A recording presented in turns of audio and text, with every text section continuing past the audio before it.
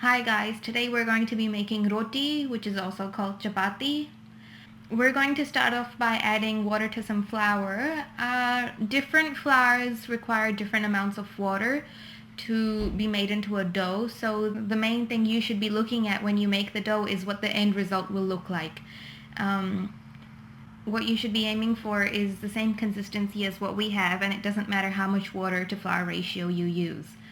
The flour we've used is roti flour, chapati flour by Lashand, and it's just regular atta. It's whole grain flour.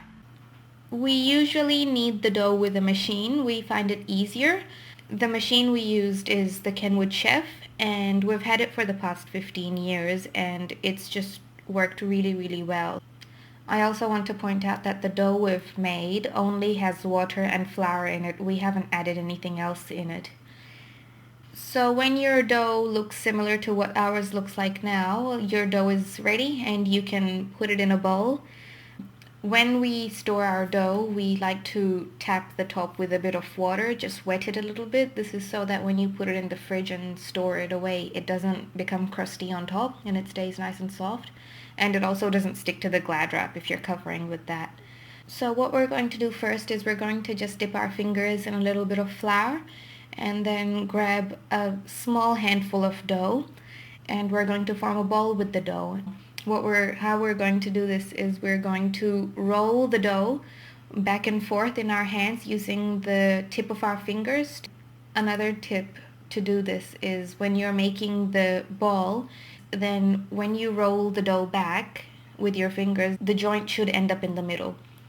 Once the ball is done, you can just put it in the flour, press it down so it flattens out, and if you wish, you can squeeze the edges and make it slightly larger. Once you have squeezed the edges, you can start rolling it out with a rolling pin. It may look very simple, what you can see on this channel, but it takes a lot of practice to get this right.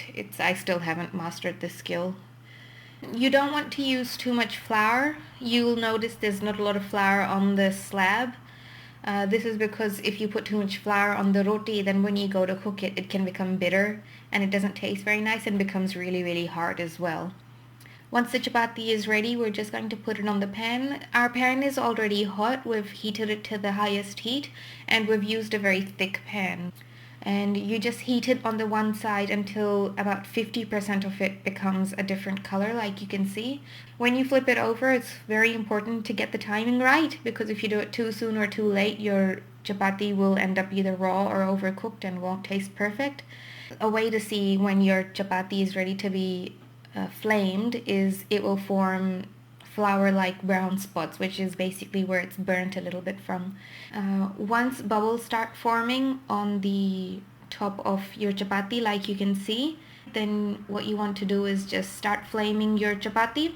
And you want to flame it on the same side, not the other side, because it still needs to be a little bit cooked, and so that it can start forming the bigger bubbles. As you can see, this roti is going to blow up all the way, and this is what we're aiming for.